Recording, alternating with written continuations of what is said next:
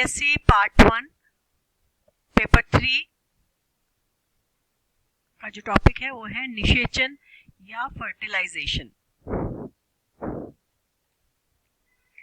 निषेचन को हम जनरेटिव फर्टिलाइजेशन या इंसेमिनेशन या परागण पॉलिनेशन या फीकंडेशन या सिनगेमी या इम्प्रेग्नेशन भी बोलते हैं। और वास्तव में फर्टिलाइजेशन का मतलब होता है द फ्यूजन ऑफ गेमिट्स, यानी कि युग्मकों का संलयन, ताकि एक नए इंडिविजुअल ऑर्गेनिज्म का डेवलपमेंट या जन्म हो सके।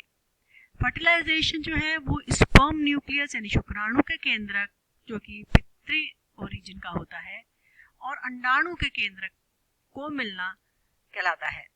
ऑर्गेनिजम्स के अंदर या जंतुओं के अंदर, हर जंतु के अंदर फर्टिलाइजेशन वास्तव में पिता और माता के हेरिडिटरी मटेरियल जो आनुवंशिक पदार्थ हैं उनके संलयन की प्रक्रिया को कहा जाता है। फर्टिलाइजेशन जो है उसको कई सारे चरणों में हम पढ़ते हैं। जैसे सबसे पहले हम पढ़ते हैं शुक्राणु के अंदर capacitation, sperm capacitation.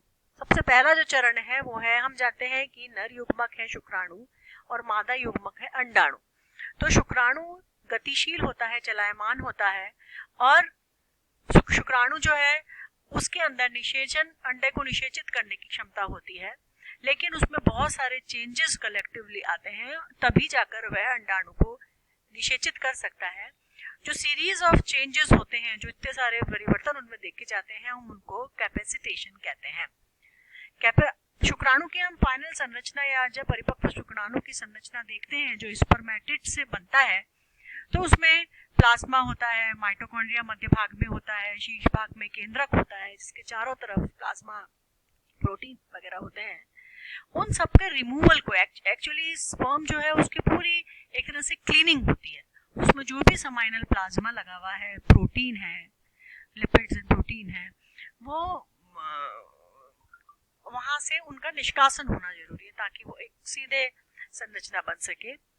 It also seems to involve an influx of extracellular calcium, यानी कि शुक्राणु के अंदर कैल्शियम का गमन होना जरूरी होता है, जिससे साइक्लिक AMP जो है उसमें बढ़ोतरी होती है और इंट्रासेल्युलर pH जो है उसमें कमी होती है। यानी कोशिका के अंदर जो pH होती है उसमें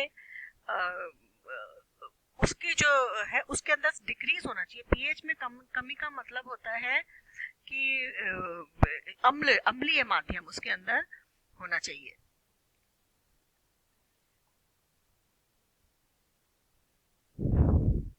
कैपेसिटेशन जो होता है वो जब स्पर्म में तब देखा जाता है, शुक्राणु के अंदर तब होता है जब वो फीमेल रिप्रोडक्टिव ट्रैक्ट में उपस्थित होता है और उसका जो length of time required varies with species but usually require several hours. Capacitation जो है वो उसको हम देखते हैं कि कैपेसिटेशन बहुत लंबा टाइम लेता है। फीमेल जेनिटल ट्रैक्ट के अंदर उसको काफी लंबा टाइम तक रहना पड़ता है ताकि उसके अंदर कैपेसिटेशन हो। स्पर्म के जो मैमल्स हैं वो स्पर्म का जो कैपेसिटेशन है वो मैमल्स के अंदर आर्टिफिशियली भी कराया जा सकता है ताकि उनको आर्टिफिशियल इंसेमिनेशन में यूज किया जा सके। तो जो स्पर्म के अंदर कैपेसिटेशन हो चुका होता है उसको हम हाइपर एक्टिवेटेड स्पर्म कहते हैं। तो स्पर्म के चारों तरफ जो मेम्ब्रेन होती है उसको हटाना, उसका हटना ताकि एक्रोसोम की प्रक्रिया हो सके और उसके अंदर मुख्य रूप से दो इफेक्ट होते हैं। एक तो destabilization of acrosomal sperm head membrane, जो एक्रोसोम के मेम्ब्रेन झिल्ली होती है उसका हटना ताकि वो अंडे की झिल्ली को तोड़कर पेनिट्रेट करके अंदर एंटर कर सके, और जो केमिकल चेंजेस टेल में होते हैं ताकि वो स्पर्म की जो मोटेलिटी है वो उसको मिल सके, स्पर्म जो है वो मोटाइल हो सके, गतिमान हो सके। और ये जो चेंजेस होते हैं वो स्टीरॉल जैसे कोलेस्ट्रॉल आदि के रिमूवल से या निष्कासन से होते हैं। और कुछ और ग्लाइकोप्रोटीन जो समाइनल और एपिडिडाइमल ग्लाइकोप्रोटीन उपस्थित होते हैं वो भी स्पर्म के चारों तरफ से हटा दिए जाते हैं। तो इसमें कैल्शियम की परमिएबिलिटी या पारदर्शिता बढ़ जाती है, कैल्शियम का इनफ्लक्स या अंतर्गमन बढ़ जाता है।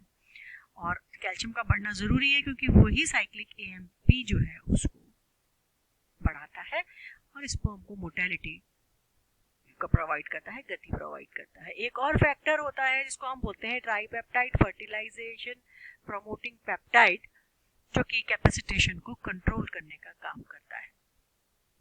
देखिए इस तरह से स्पर्म जो है उसमें कैपेसिटेशन देखा जाता है। ये स्पर्म है जिसमें हेड है, मिडिल पीस है और टेल है, जिसमें कि पूरा कोलेस्ट्रॉल की कोटिंग होती है। हेड है, क्रोमोसोम्स के सिर पर भी कोलेस्ट्रॉल की कोटिंग होती है। अब इस कोलेस्ट्रॉल की कोटिंग के साथ में ये अंडे की झिल्ली को पेनिट्रेट नहीं कर सकता, इसके अंदर भेदन नहीं कर सकता है, तो इन सब एक्स्ट्रा जो भी प्रोटीन वगैरह है इनका निष्कासन हटना जरूरी है ताकि स्पर्म जो है वो लाइट हो जाए और मोटेलिटी या गति इसकी बढ़ जाए। तो कैपेसिटेशन के प्रोसेस के अंदर कोलेस्ट्रॉल का विड्रॉल हो जाता है, कोलेस्ट्रॉल निकल जाता है, सरफेस का जो प्रोटीन है उसका रीडिस्ट्रीब्यूशन होता है, पुनः वितरण हो जाता है और कैल्शियम का इनफ्लक्स बढ़ जाता है। कैल्शियम अंदर ताकि बढ़ जाता है ताकि साइक्लिक एएमपी बढ़ जाए और उसकी मोटेलिटी जो है वो बढ़ जाए, उसकी गति बढ़ जाए और एक कोड़े की जैसे विप्लैश लाइक मूवमेंट करता हुआ आगे बढ़े। अब ये जो कैपेसिटेटेड हाइपर एक्टिव स्पर्म है ये फिर अंडाणु की कोरोना रेडिएटा को भेद कर जोना पेलुसिडा से कांटेक्ट करता है एक्रोसोम रिएक्शन के द्वारा। तो स्पर्म का जोना पेलुसिडा पर अटैच होना भी रिसेप्टर लिगैंड इंटरैक्शन है, स्पीशीज स्पेसिफिसिटी होती है। एक पर्टिकुलर स्पीशीज का जो अंडाणु है वो उसी स्पीशीज के स्पर्म उसी में ही भेज सकता है, दूसरा किसी भी जंतु का स्पर्म जो है वो नहीं अंडाणु की झिल्ली को भेज सकता। जोला पेलुसिडा के ऊपर जो ग्लाइकोप्रोटीन है वो एक तरह से स्पर्म के रिसेप्टर्स होते हैं, ग्राही होते हैं। सबसे इम्पोर्टेंट स्पर्म के कैपेसिटेशन में है एक्रोसोम रिएक्शन, यानी जो एक्रोसोम होता है केंद्रक के ऊपर जो एक्रोसोम वाला भाग है वो जोना पेलुसिडा से अटैच किस तरह से होता है। एंजाइमेटिक ड्रिल एक तरह से ये होती है, एंजाइम जो है वो ड्रिल प्रोवाइड करते हैं। स्पर्म जो जोना पेलुसिडा प्रोटीन है वो स्पर्म का रिसेप्टर होता है। सीरीज ऑफ इवेंट इनके अंदर देखे जाते हैं, एक्सोसाइटोसिस होता है और फिर इस तरह से देखिए ये न्यूक्लियस है, ऊपर एक्रोसोम का ग्रेन्यूल है। जो एक्रोसोम का ग्रेन्यूल है प्रो एक्रोसोमल ग्रेन्यूल पहले होता है, ये केंद्रक की झिल्ली है, स्पर्म प्लाज्मा मेम्ब्रेन। अगले स्टेप के अंदर ये एक्रोसोमल ट्यूब बनती है बीच में। ये जो एक्रोसोमल ट्यूब है वो फिर और लंबी होती है ये इस तरह से, और प्रो एक्रोसोमल ग्रेन्यूल इसके अंदर ट्रेवल करता है। नेक्स्ट स्टेप के अंदर ये पेरी एक्रोसोमल मटेरियल जो है वो इस ट्यूब में आता है, ये ट्यूब और लंबी होती चली जाती है और एग मेम्ब्रेन को भेदती है। और फाइनली ये जो एक्रोसोमल ट्यूब है वो इतनी इलॉन्गेट हो जाती है कि वो जोना पेलुसिडा को भेद कर अंडे तक अंदर तक पहुंच जाती है एक्रोसोमल ट्यूब, और अपने साथ ये एक्रोसोमल ग्रेन्यूल को कैरी करके लाती है। ये पीछे पीछे एक्रोसोमल ग्रेन्यूल जो है वो इसके अंदर एंटर करता है। ये संपूर्ण रिएक्शन जो है वो एक्रोसोमल रिएक्शन कहलाती है। और द कांस्टेंट प्रोपल्सिव फोर्स जो है, जो भेदने का जो फोर्स है स्पर्म का जो वो है, जो स्पर्म का जो फ्लैजिला है, जो टेल है, वो लगातार बीट करके उसको आगे पहुंचाता है एक्रोसोमल एंजाइम की मदद से। वो एक तरह का ट्रैक्ट बनाता है, हमने आपको बताया अभी कि किस तरह से ट्रैक्ट बनता है, ट्यूब बनती है जिसमें एंजाइम्स और मोटेलिटी दोनों जो है वो स्पर्म का जो न्यूक्लियस है उसको अपने पीछे पीछे लेकर आते हैं और अंडे की झिल्ली के पार कराते हैं। देखिए इस तरह से ये स्पर्म है, स्पर्म का ये हेड है, न्यूक्लियस एक्रोसोम है जिसके चारों तरफ कोटिंग है मेसेंट्रियोल। जैसे ही ये इसके पास आता है, जोना पेलुसिडा के पास में आता है, वैसे ही एंजाइम जो है हाइड्रोलाइटिक एंजाइम्स हैं वो कार्य करते हैं और ये पीछे इस तरह से एक्रोसोमल ट्यूब प्रोसेस बनती है, एक्रोसोमल ट्यूब बनती है और ये जो स्पर्म का न्यूक्लियस है वो एक्रोसोम के पीछे पीछे पीछे पीछे चल के यहाँ तक पहुँचता है।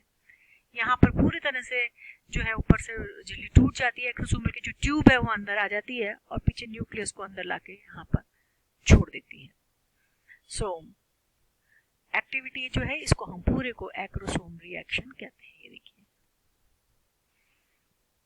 तो पहले अगर एक बार जो स्पर्म है वो ज़ोना पेलुसिडा को भेज देता है तो ये प्लाज्मा मेम्ब्रेन जो है oocyte की उससे फ्यूज करता है और binding occurs at the posterior region of the sperm head. Sperm का जो सिर है उसके पिछले भाग से वहां पर बाइंडिंग होती है।